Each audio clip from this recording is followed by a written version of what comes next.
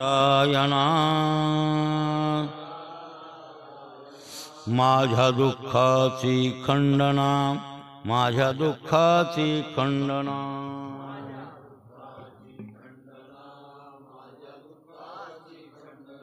वृत्ती राखा पायापासी, वस्ती करुणी मानसी, वस्ती करुणी मानसी.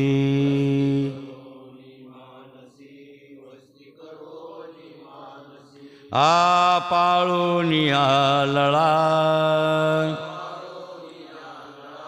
आता पाववावे फळा, आता पाववावे फळा.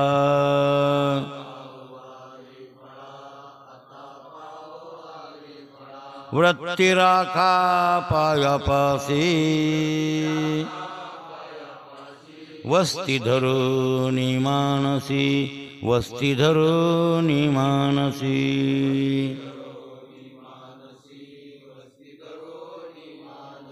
आ तुका म्हणे दिन,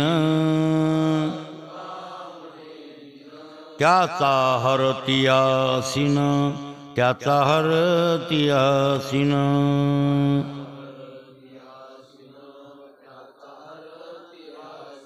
वृत्ती राखा पायापासी, वस्ती धरुनी मानसी, वस्ती धरुनी मानसी.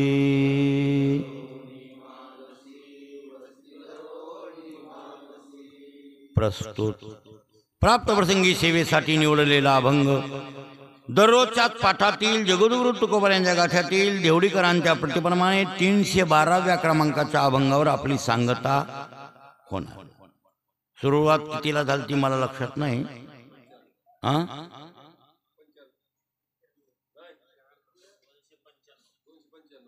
295. मग ते 6 आणि 12 कि झाले 18 अभंग झाले 4 महिन्यात. बरोबर आहे ना? 18 अभंग. 18वा अभंग आपला 4 महिन्यात चालू आहे. आणि मी त्याचा आज सांगतेचा दिवस.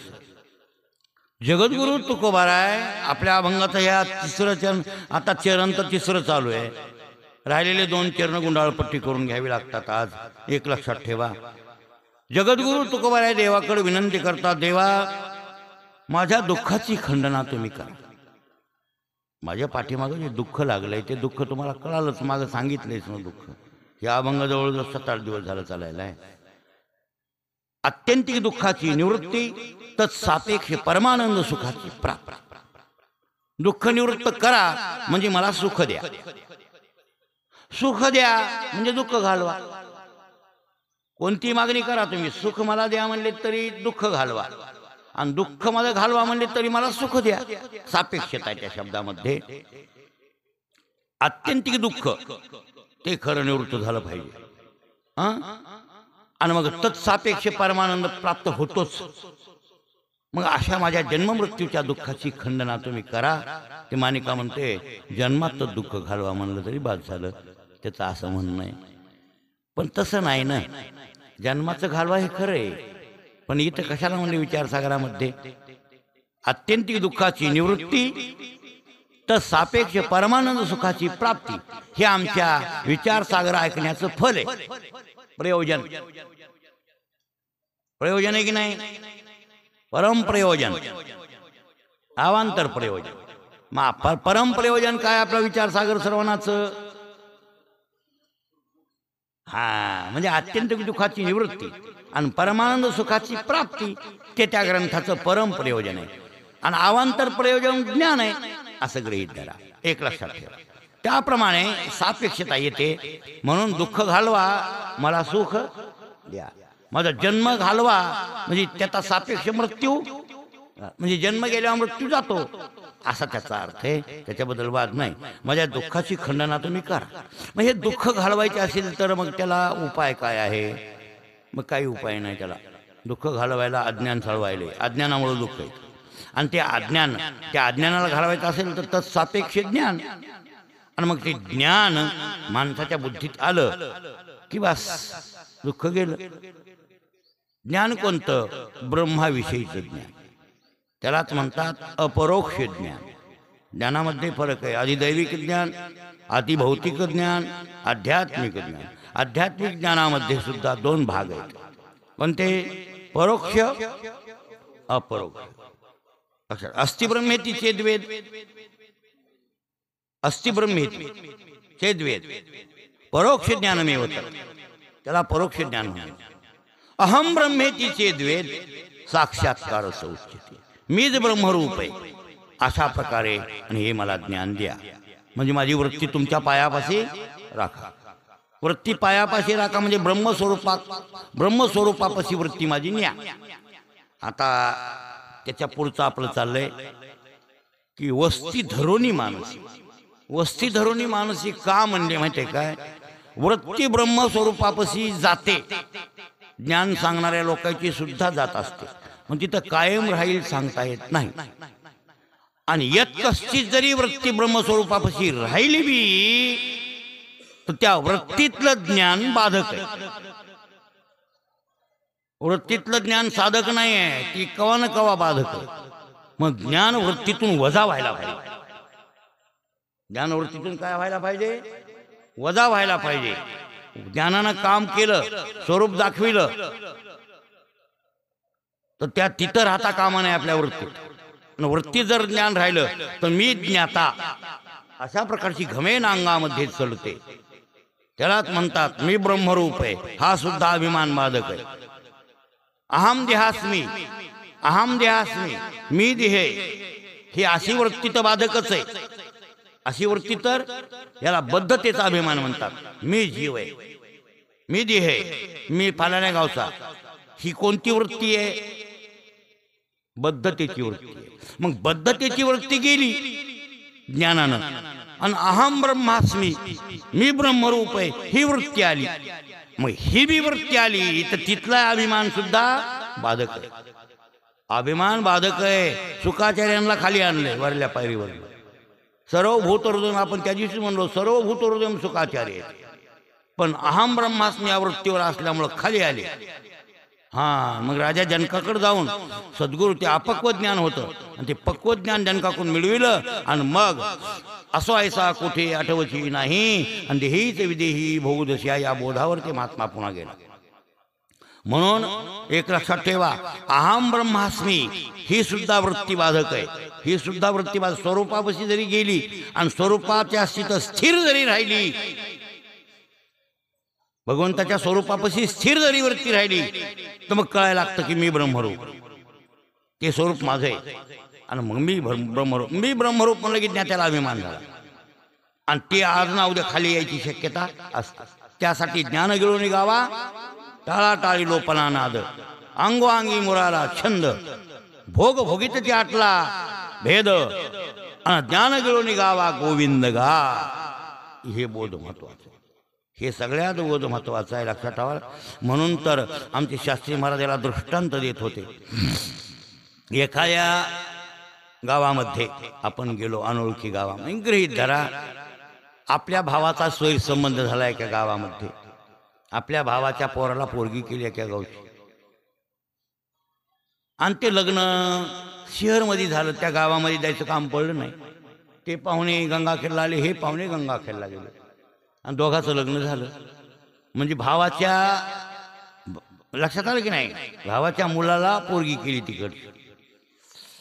मग पाहुण्याचं घर आपण पाहिलं का? त्या गेलो नव्हतो पाहुण्याच्या घराला.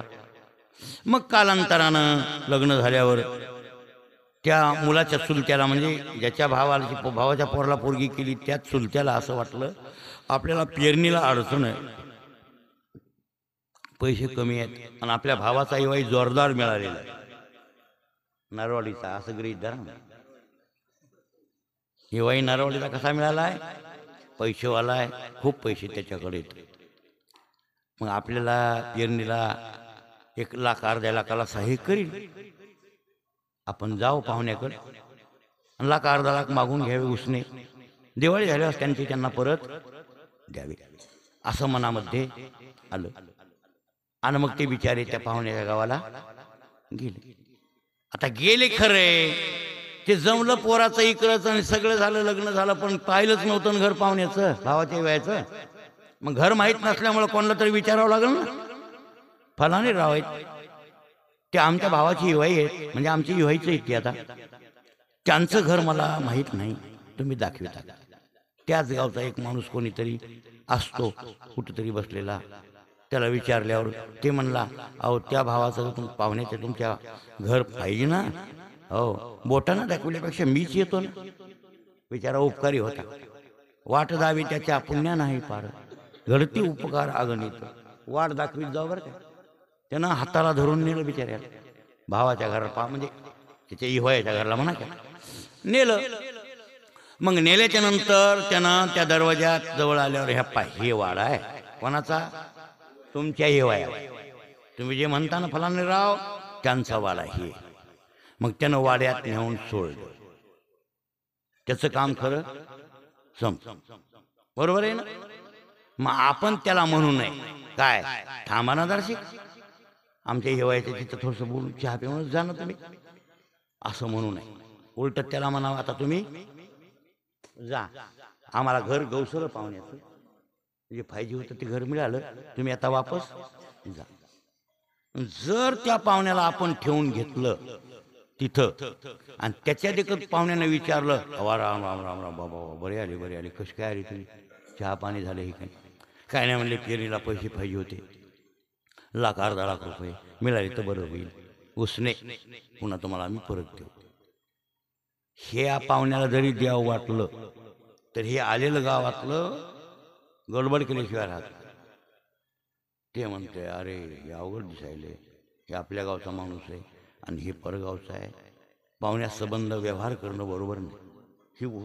हे आलेलं सुज्ञ असतंय ना, हुशार असतंय, ते एकड घेऊन सांगतंय कोणाला, ह्या पाहुण्याला, ओग जेऊ घाला, चहा पाणी करा, त्याची सायसोय करा, पण पैशाच्या नादी लागू नका. पाहुण्यासंग व्यवहार केला ना वाकडं येतं, त्याच्यासाठी नाही म्हणून काढून नये.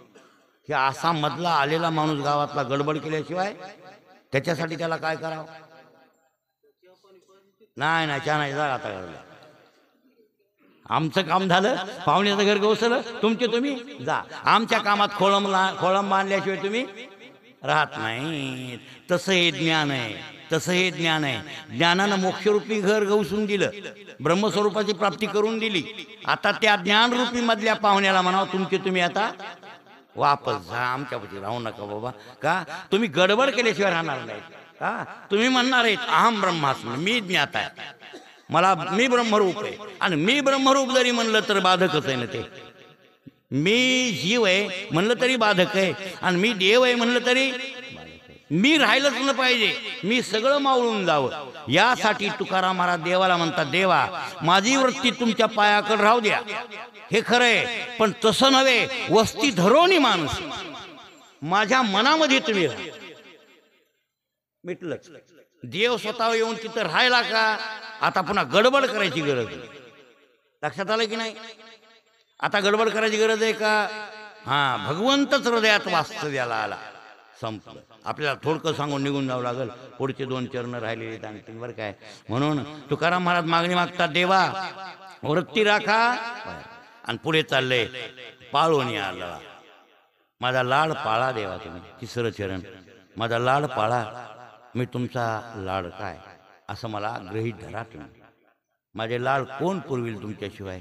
बरं काय देवा, भेटी लागी पंढरीनाथा, जेव्हा लागली तळमळ व्यथा. बरं, मला तळमळ लागलेली जेव्हा तुमच्या प्राप्तीची भेटीची, तुम्ही माझा लळा नाम लाड पूर्ण करा. हो, आणि मी कालच सांगितलं तुम्हाला, भक्ताचा लाड देव पूर्ण करतो. मात्र आपण तसं अनन्य शरण गेलं पाहिजे. आपला विषय झाला काल, शरण गेलं पाहिजे, पण कसं गेलं पाहिजे, अनन्य. अनन्य म्हणजे काय, काल सांगितलं. हा, अन्य आश्रय झाला आपला विषय काल.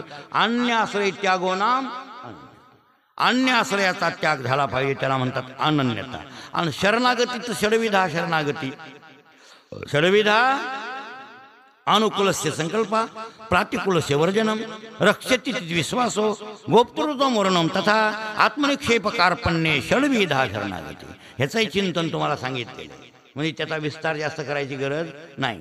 मग असं शरण गेल्याच्या नंतर परमात्मा त्याचा लाड केल्याशिवाय वा वा वा वा वा लाड करतय नाही, गळ्याचा ताईत करतय. ताईत गळ्यातला काळा दोरा गंड्यात बांधलेला ताईत म्हणजे कळलं का? गंडा बांधलेला. हो, हाय का गंडा? हाय का गंडा? गळ्यातला तवा दिसतही नाही भाऊ. लाकीट कुठलं? या गळ्यातलं लाकीट घातल्यावर माणूस शिसरत आहे का लाकीटाला? घडी घडी घडी घडी घडी घडी खायला बघते. हा, आंगड्याच्या वरी काढून ठेवणं आहे ना. बरोबर आहे. हा, नटत माणूस लाकीट घात तसा नटत आहे. कोणला? भक्ताला. त्या लाकीटासारखं गळ्यातच अडकीत आहे हो. आणि हे अडकीत आहे ते पाहायचं असेल तुम्हाला तर भगवद्गीतेचा 12वा अध्याय. आमचे शास्त्री महाराज याच्यावर दृष्टांत द्यायचे. महाराज किती भाऱ्या म्हणले ते 5-6 भाऱ्या म्हणला बघा. त्याला कशी लाज वाटली नाही असे म्हण सांगा ना. लयच म्हणलं होते काय?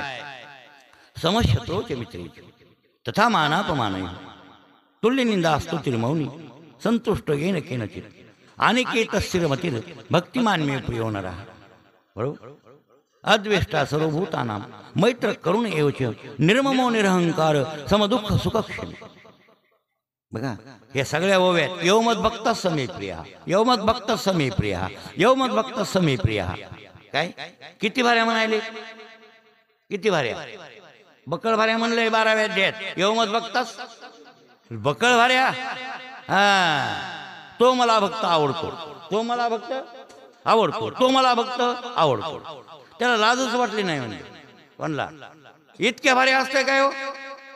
एकाला दोनदा. हा, आवडी आणि लाजवी, व्यसन आणि शिनवी आणि पिसे आणि भुलवी तरी ते काही. मला आवड म्हणल्यावर लाज वाटत नाही का? वाटते होय भाऊ. तेच म्हणायचं. हा, अहो बाहेरल्या बायका नेतील की संग दवाखाने आहे नाही. बाहेरल्या बायका कळल्या का? बिन लग्नाच्या बायका जबा हाय अरे काय. सोनं बी असलं तर संत का ठवार बाबा. बरं जाऊ द्या. जत्राला याला त्याला नेत नाही तर घरचीला नेते, लग्नाचीला ते तर सोडून द्या. पण बाहेरला नेते की नाही? वाटते का त्याला लाज बेसर? मला काय वाटतंय का? उलट ते म्हणे कोण आहे? नाही आमचीच आहे. नाही कोण पाहुणे म्हणलं तर ते आमचीच आहे म्हणजे ओळखून घ्यावं. हे अंगवस्त्र आहे. हे काय आहे? त्याला काय वाटत नाही. काय वाटत? उलट भूषण वाटत. आवड आहे काय? आवडी आणि आवड म्हणल्यावर लाज वाटत नाही. आणि व्यसन, व्यसन ते व्यसन म्हणल्यावर सीन वाटत नाही महाराज. नाही नाही खरंच महाराज. आमच्या गाड्याला डबडं नव्हतं. वावर 2-3 किलोमीटर लांब आणि त्याला बिडी फुकायची सवय. डबडं इसरलं बोंबल. नाही खरंच महाराज. पेरणी, आता पेरणी बरं विठ्ठल घरनीकडे. हो, आणि ते गेलो होतो आम्ही गटोर टेकडो. गारवा असा असते ना पेरणी जरा गारला. बघितलं डबडं इसरलं.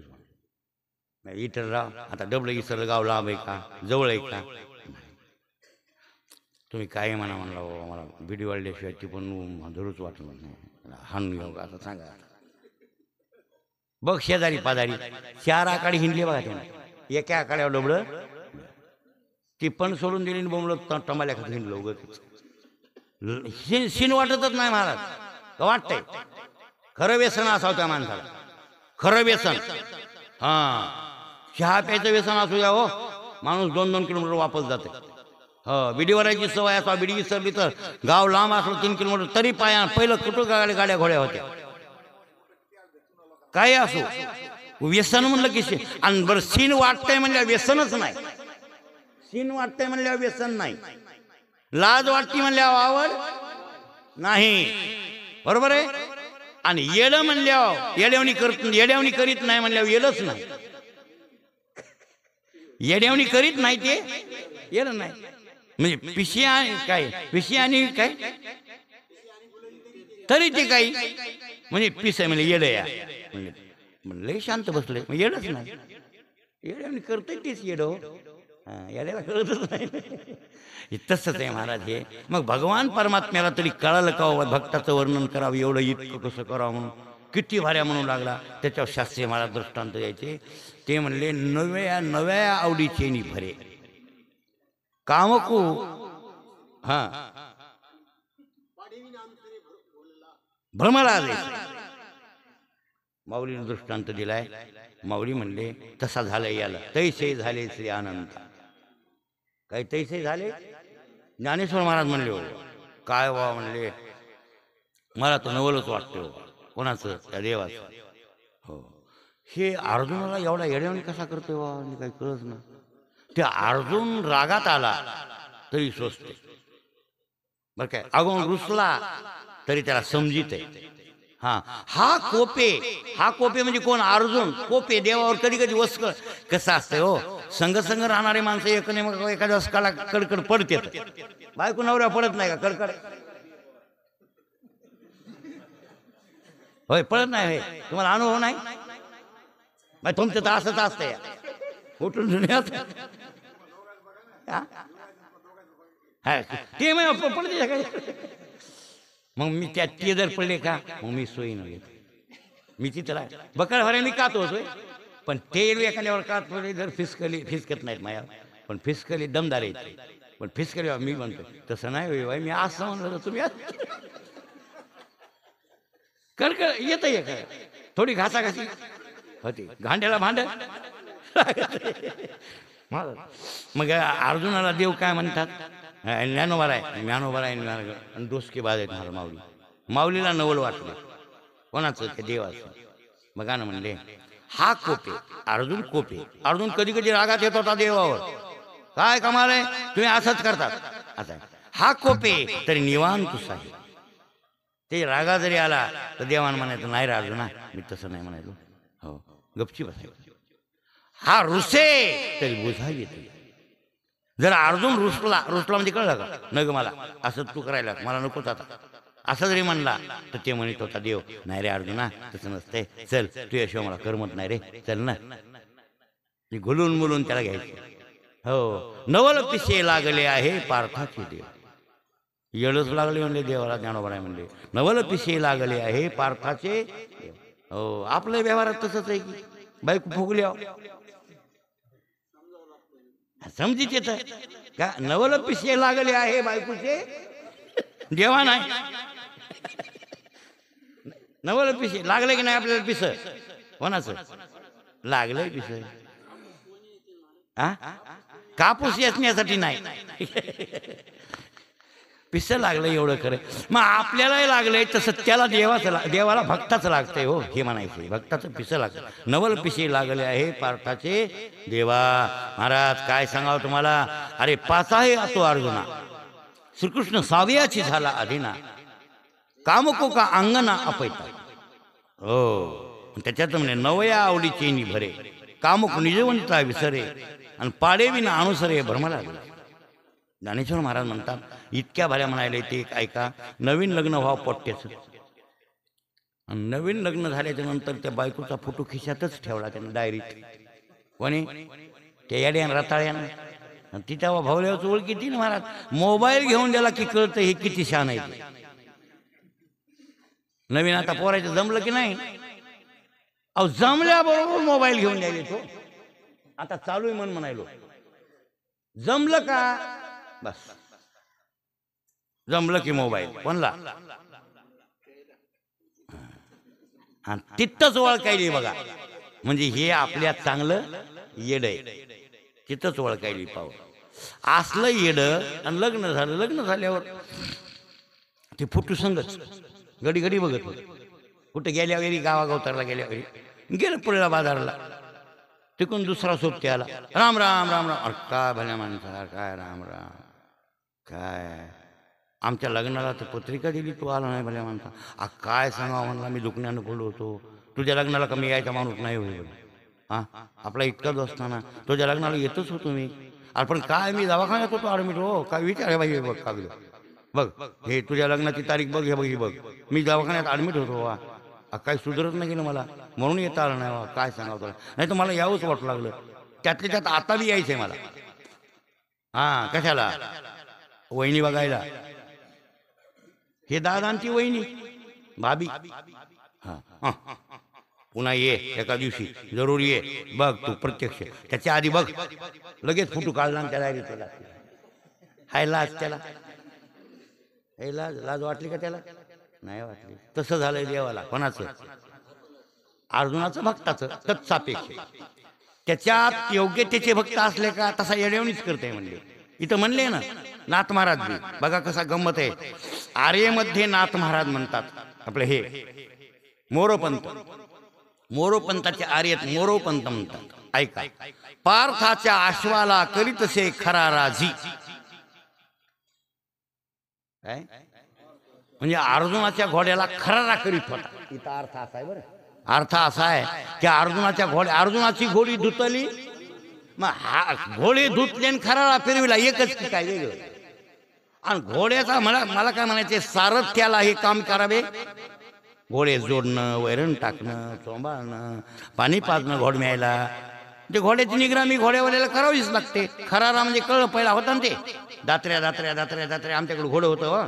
ती फणी असते का तर सापेक्ष असं एवढं मोठं ती मांग फिरवीत होता कसा पाठवून असं खरारा. आणि ते खरारा केला की मग केस निघायचे. घोडं स्वच्छ. घोड्याच्या लईच हो, घोड्याची लईच निगराणी होती महाराज. भलता लाड त्या घोडम्याचा. नांगरावरचाच बैल त्याला एवढं कोणी चोंबाळीत नाही. त्या घोडम्याला उगच चोंबाळतात म्हणले ना. असं बरं काय, घोड्याची चाकरी गोड लागे, गाईशी देखून बदबदा मारी. आणि घोड्याची चाकरी गोड लागे, गायला देखून मारते म्हणजे बदबदा काटे. आणि घोडम्याला खराळा करते. मग हे देव परमात्मा कृष्ण त्या अर्जुनाच्या घोड्याला खरारा करीत होता. म्हणजे पार्थाच्या आश्वाला करीतसे खराराजी. इथं खरारा शब्द आहे बरं, खराराजी. आता त्याच्या पुढे सांगतो तुम्हाला कसा विग्रहण संधी केली ते. तत्तुल्य मिळता तयासे होतसे खरा राजी. अर्थ बदलला की नाही? शब्द एकच आहे पण विग्रह केला, संधी केली. तिथं काय संधी, इथं काय विग्रह. मोरोपंताची आर्या आणि मोरोपंताची आर्या पंडिताला अर्थ लागत नाही. मी तुम्हाला म्हणे मी लिहून देतो आणि तुम्ही म्हणतात ना फलाना महाराज लय हुशार आहे आणि त्याच्याकडे जा आणि त्याला म्हणा ही अर्थ करून सांग. मला सांगितलं तुम्ही हात कलम करून देऊ. आर्या सोडूनच घ्यावी लागेल. आर्या सोडून घेतली तर कळलं, मनानं कळत नाही भाऊ लक्षात ठेवा. का कळती या नाव घेऊ नका. हा संस्कृतचा PhD केलेला माणूस असू द्या, मराठी भाषा आहे त्याच्यात जन्म घ्या. काय काय ज्ञानच नाही हो. आजुकी नायकरावची वही वरी दाखवू का तुम्हाला? शिवाजीरावची वही, आमची युवायाला वही वया तयार केल्या हे ना. त्याच्यावर फोटो पाडून नका चिटकून. हे करायचं आम्हाला, ते करायचे, मासवाचे नाही. ए माझ्याकडे काय हे बोलता तुम्ही उगत बघा. हे असं नसतंय. ते ढुसणे हाणल्यावर पाना सुटतंय. कवा ढुसणी हाणली तुम्ही? कवा आम्हाला सांगा म्हणून आले तुम्ही? सांगा ना. तुम्ही आम्हाला आर्या मोरोपंताची सार्थ करून द्या म्हणून असं मागं लागलेत का तुम्ही? नाही. मग ढुसणी हाणल्या का? येड्याने बोलता तुम्ही.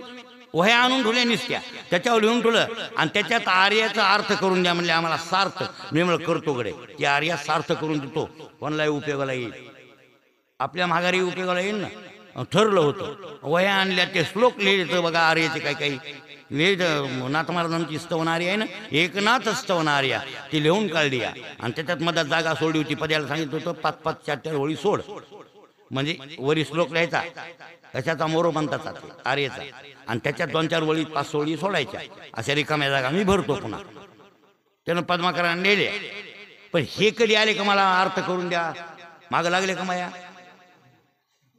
नाही. आता सांगा काय म्हणले इथं बघा बरं. पार्थाच्या आश्वाला करीतसे खरा राजी. म्हणजे अर्जुनाच्या घोड्याला खरारा करीत होता.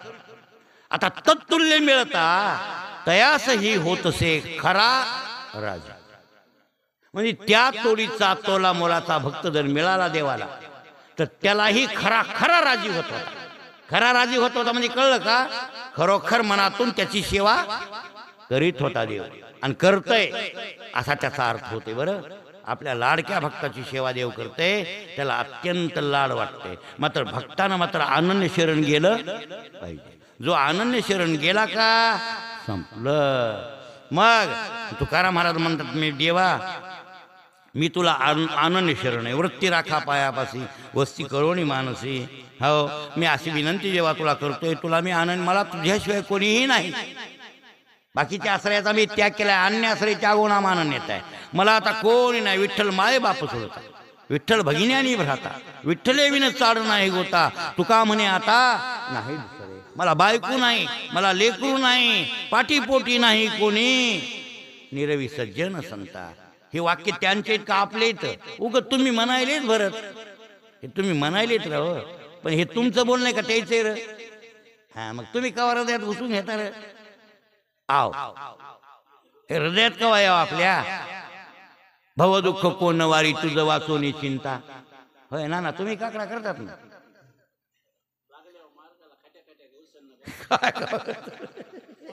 नाही तर भवदुःख कोण वारी तुझं वाचोनी चिंता. आंधळ्या पांगळ्याचा एक विठोबा दाता, आणि प्रसवाला विश्वतोची होय जाणता. घडीमोडी हेळा मात्रे आणि भवदुःख कोण वारी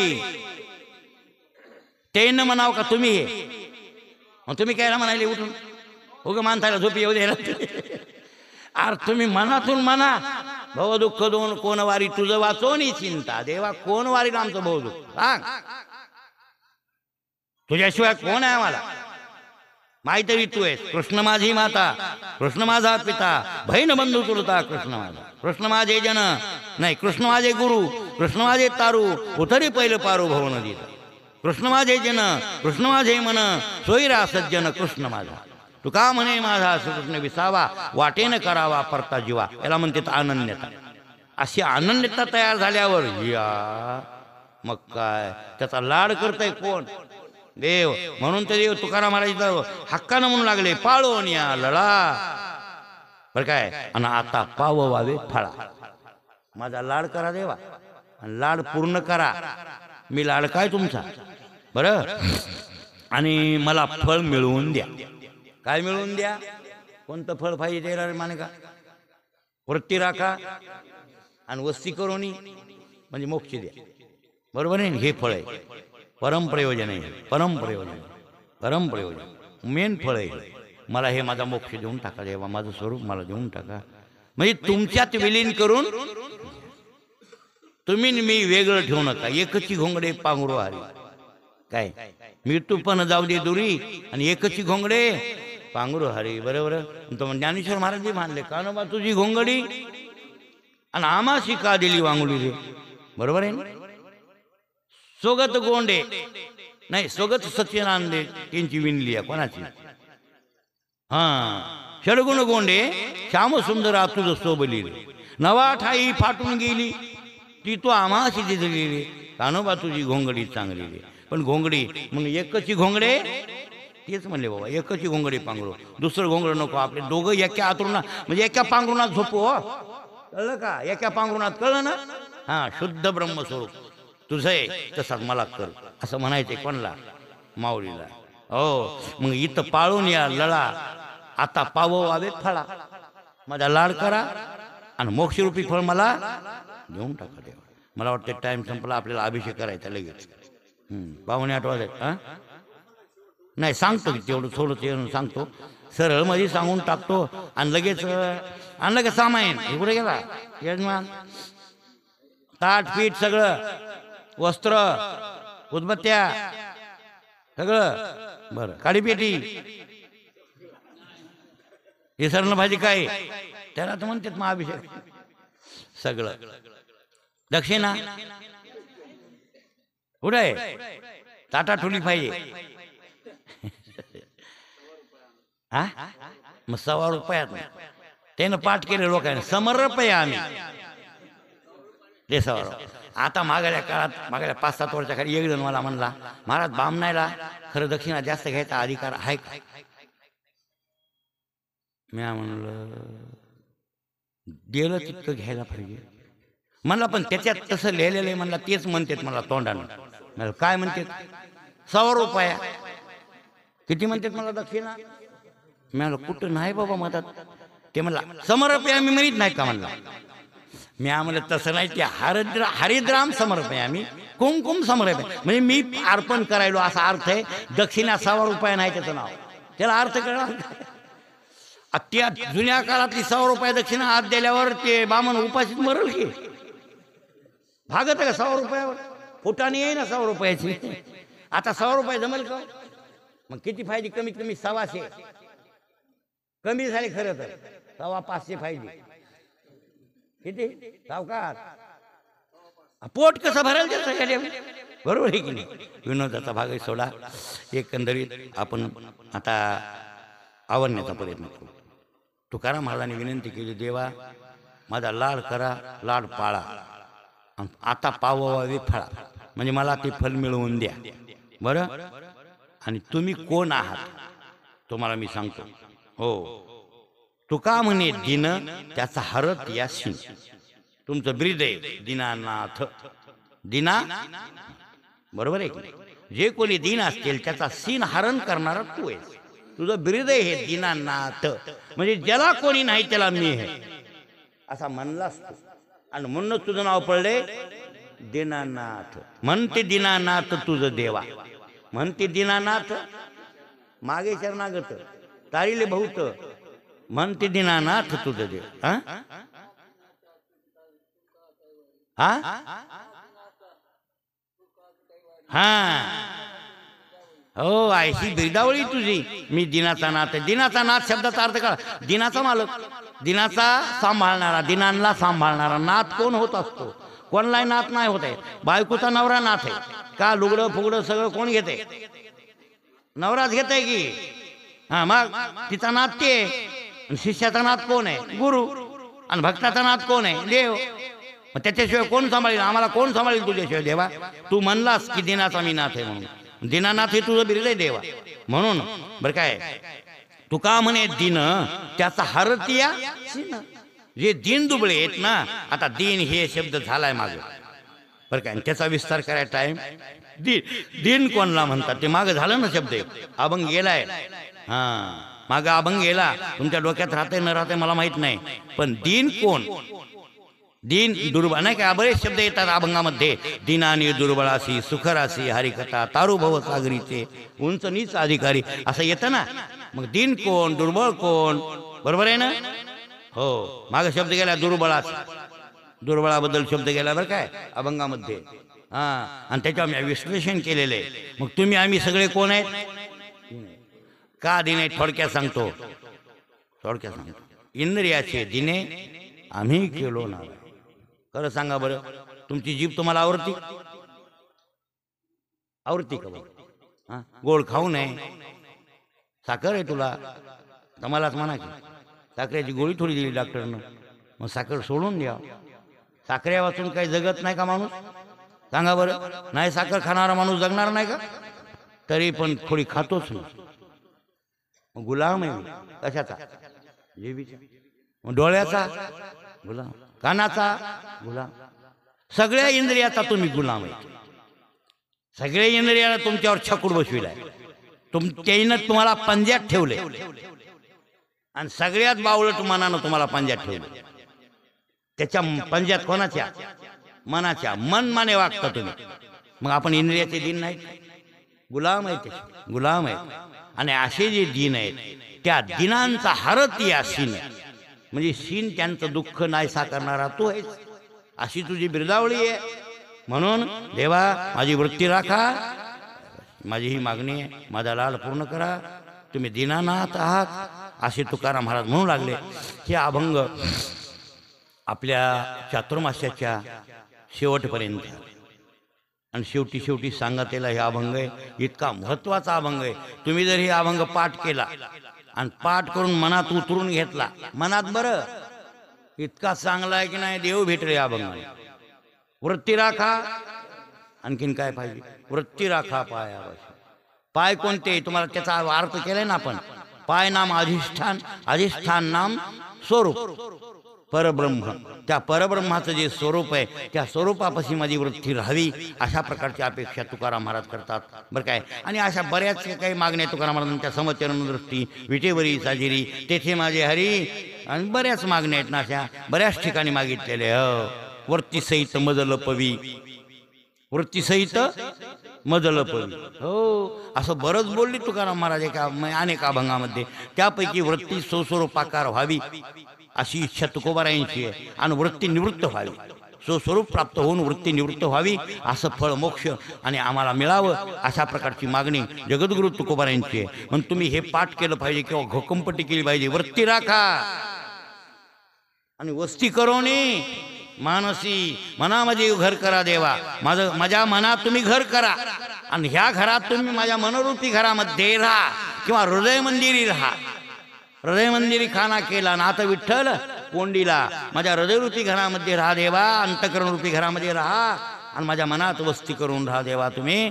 असे तुकाराम महाराज देवाला विनंती करता सरळ सरळ. मला वाटतं या अभंगित स्व आणि संपला असं गृहीत धरतो.